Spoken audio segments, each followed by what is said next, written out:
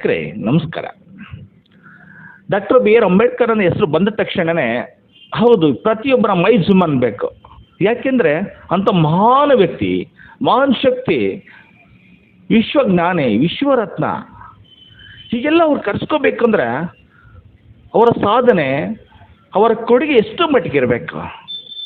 ನಿಮಗೂ ಸಹ ತಿಳಿದಿದ್ರೂ ಸಹ ಕೆಲವರು ತಿಳಿದಿದ್ರೂ ಸಹ ಜಾತಿಯ ವ್ಯವಸ್ಥೆ ಅಡಿಯಲ್ಲಿ ಅವ್ರನ್ನ ಎಲ್ಲೋ ಒಂದು ಕಡೆ ದೂರ ಇಟ್ಬಿಟ್ಟಿದ್ದಾರೆ. ಒಂದು ಜಾತಿಗೆ ಸೀಮಿತವಾಗಿದೆ, ಈ ಸೊಸೈಟಿಯಲ್ಲಿ ಜಾತಿಗೆ ಸೀಮಿತ ಮಾಡಿಬಿಟ್ಟಿದ್ದಾರೆ. ಪ್ರಪಂಚದ ಪ್ರತಿಯೊಂದು ಪ್ರಾಣಿಯಾಗಲಿ ಮನುಷ್ಯನಾಗಲಿ ಒಂದು ಗಿಡಗಂಟೆಗಳಿಗೂ ಸಹ ಒಂದು ಅಧಿಕಾರ, ಬದುಕುವ ಹಕ್ಕನ್ನು ಕೊಟ್ಟಂಥವ್ರು ಡಾಕ್ಟರ್ ಬಿ ಆರ್ ಅಂಬೇಡ್ಕರ್. ಪ್ರತಿಯೊಬ್ಬರಿಗೂ ಈ ಒಂದು ವಿಚಾರ ಗೊತ್ತಿದೆ. ಆದರೆ ತನ್ನ ಸ್ವಪ್ರತಿಷ್ಠೆಯಲ್ಲಿ ಡಾಕ್ಟರ್ ಬಿ ಆರ್ ಅಂಬೇಡ್ಕರ್ ಅವ್ರನ್ನ ಎಲ್ಲೋ ಒಂದು ಕಡೆಗಣಿಸುವಂಥ ಒಂದು ವ್ಯವಸ್ಥೆ ನಮ್ಮ ಸಮಾಜದಲ್ಲಿ ಮೂಡಿರುವಂಥದ್ದು.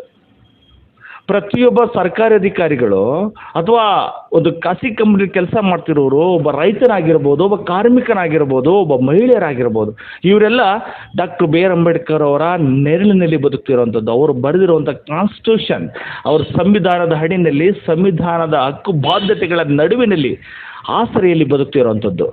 ಆದರೆ ಇಷ್ಟೆಲ್ಲ ಕೊಡುಗೆ ಮತ್ತು ಈ ಒಂದು ಹಕ್ಕು ಬಾಧ್ಯತೆ ಇವರ ನೆರಳಿನಲ್ಲಿ ಬದುಕ್ತಾ ಇದ್ರು ಸಹ ಎಲ್ಲೋ ಒಂದು ಕಡೆ ನೆರಳು ಕೊಟ್ಟಂಥ ಆಲದ ಮರವನ್ನು ಇವರು ಮರ್ತ್ಕೊಂಡಿದ್ದಾರಲ್ಲ, ದುರಂತದ ವಿಚಾರ.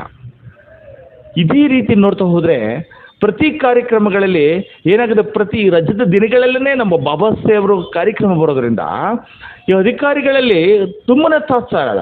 ನಾವು ಪ್ರತಿ ಒಂದು ಸಭೆ ನಡೆದಾಗ ಶಾಸಕರಿಗೆ ಹೇಳ್ತಾ ಹೋಗ್ತೀವಿ, ಶಾಸಕರೇ ಪ್ರತಿ ಕಾರ್ಯಕ್ರಮದಲ್ಲೂ ಅಧಿಕಾರಿಗಳ ಗೈರುಹೆಜ್ಜೆ ಕಾಣ್ತಾ ಹೋಗುತ್ತೆ, ನೀವು ದಯಮಾಡಿ ಅವರ ಅಧಿಕಾರಿಗಳು ಪ್ರತಿಯೊಬ್ಬ ಅಧಿಕಾರಿಗಳು ಕಾರ್ಯಕ್ರಮಕ್ಕೆ ಬರೋ ಹಾಗೆ ನೀವು ತಿಳಿಸಿ ಅಂತ.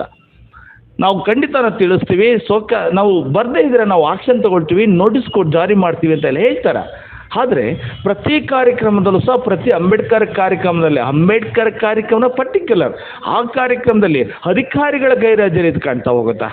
ಯಾಕೆ ಅಧಿಕಾರಿಗಳಿಗೆ ನಿಮಗೆ ಜವಾಬ್ದಾರಿ ಇಲ್ವಾ? ಅಧಿಕಾರಿಗಳು ಇವರ ಋಣದಲ್ಲಿ ಬದುಕ್ತಾ ಇಲ್ವಾ? ಇವರು ಹಾಕಿ ಕೊಟ್ಟಂಥ ಸಂವಿಧಾನದ ಅಡಿಯಲ್ಲಿ ನಿಮ್ಗೆ ಒಂದು ಉದ್ಯೋಗ ಸಿಕ್ಕಿದೆ, ಉದ್ಯೋಗ ನಿಮ್ಮ ಓದಿ ತೊಗೊಂಡಿರ್ಬೋದು, ಆದರೆ ಆ ಉದ್ಯೋಗದ ಪರಿಕಲ್ಪನೆ, ನಿಮ್ಮ ಶಿಕ್ಷಣದ ಪರಿಕಲ್ಪನೆ ಕೊಟ್ಟಂಥ ಡಾಕ್ಟರ್ ಬಿ ಆರ್ ಅಂಬೇಡ್ಕರ್ ಅವರ ಒಂದು ಋಣ ತೀರಿಸಲಿಕ್ಕೆ ಸಾಧ್ಯ ಅಲ್ಲ ನಿಮಗೆ.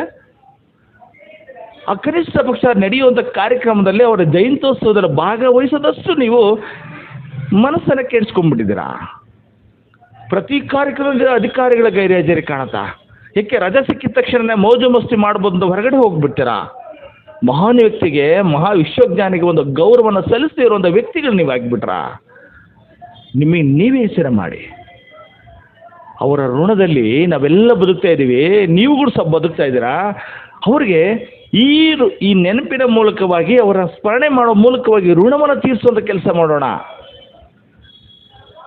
ಮೊನ್ನೆ ಶಾಸಕರು ದಯಮಾಡಿ ಈ ಒಂದು ಯಾರೆಲ್ಲ ಕಾರ್ಯಕ್ರಮಕ್ಕೆ ಭಾಗವಹಿಸ್ತೀರಾ ಅವರ ವಿರುದ್ಧವಾಗಿ ನೀವು ನೋಟಿಸ್ ಕಳಿಸ್ತೀರಾ ಅಥವಾ ಆಕ್ಷನ್ ತಗೊಳ್ತೀರಾ ಗೊತ್ತಿಲ್ಲ. ಮುಂದಿನ ದಿನಗಳಲ್ಲಿ ಈ ಥರದ ಗೈರು ಹಾಜರಿ ಎದ್ದು ಕಾಣದಾಗೆ ದಯಮಾಡಿ ಮಾಡಿ ಅಂತ ನಿಮ್ಮಲ್ಲಿ ಮನವಿ ಮಾಡ್ಕೊಳ್ತೇವೆ. ನಮಸ್ಕಾರಗಳು.